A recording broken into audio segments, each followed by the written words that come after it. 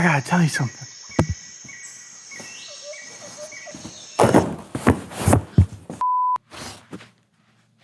I am an idiot. For as long as I can remember, I have known who this guy is without ever touching a Metal Gear game.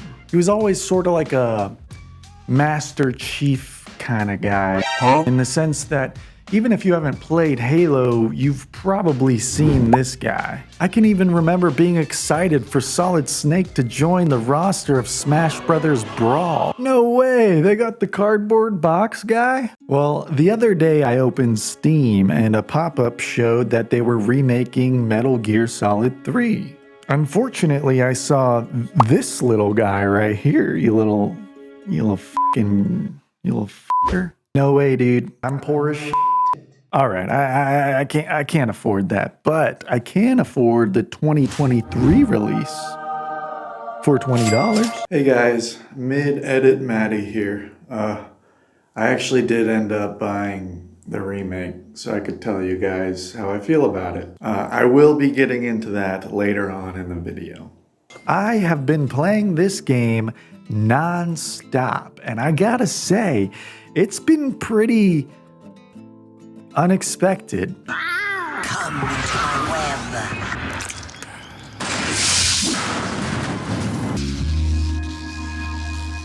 Is this game? Metal Gear Solid 3 was released in 2004 and it was said to be ahead of its time. It had these slick stealth mechanics like spraying your enemy with sig spray and then dragging him to a hidden location.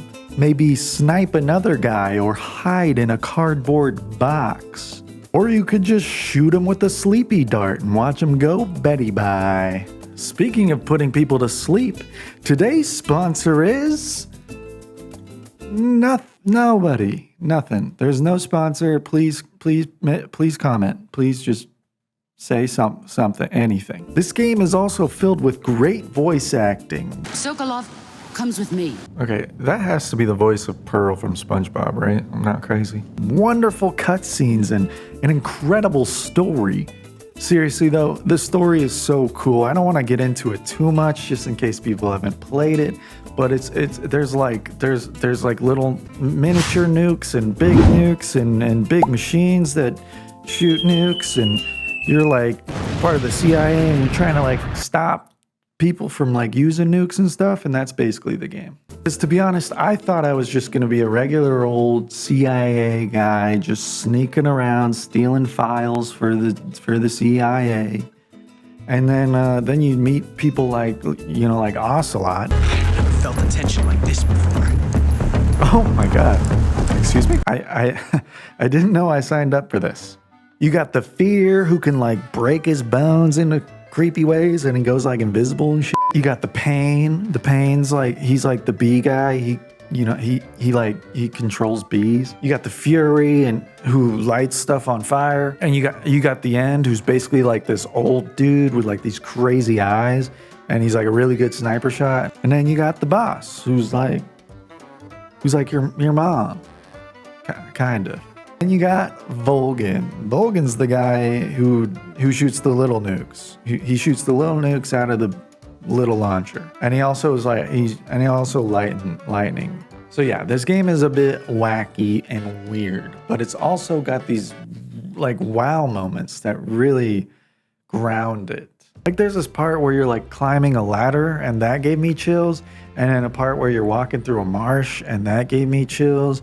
And then another part, like at the end, that made me shit my pants. I can't tell you what happens, okay? You gotta go try it for yourself, but it's really cool. It really is. So yeah, the story, the characters, the stealth mechanics are all fantastic. But I do have to tell you that this game can be incredibly boring if you play it incorrectly. Because I am dumb. Okay, I got dumb brain. Because when I started this game, I selected easy because I thought, well, I could just change it later. I'll just like get used to the mechanics and kind of ease my way in, right? You can't change it later. So I ended up playing this entire game on easy, and it really ruined a lot of aspects of the game. You can kind of just run through shooting people and like get caught. It doesn't matter. There's no risk at all. And also the whole point of this game is like to be sneaky, and you don't have to on easy. I did eventually try the game on harder difficulties, and let me tell you, it's so much better. Just trust me, do it on harder difficulties. Because to be honest, the most fun I had in this game was to force myself to do non-lethal missions. Okay, I got that guy. Wait for this guy. All right, turn around. If I could sneak my way by using my resources, throw in a magazine to distract him, maybe sneak up on one guy, take him out, don't be seen. It's so much more satisfying. Check out these two clips side by side. Do you see how you could kind of just ruin the game?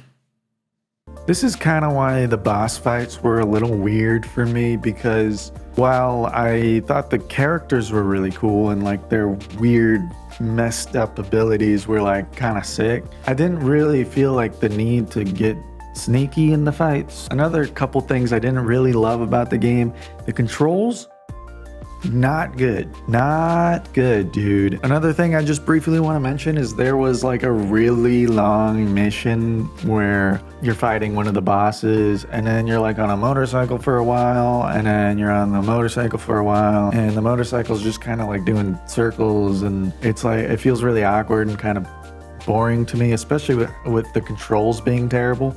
But that's pretty much like my main complaints with the game. All right, friends, let's talk about the remake. I actually have a lot of good things to say about the remake. It looks nice.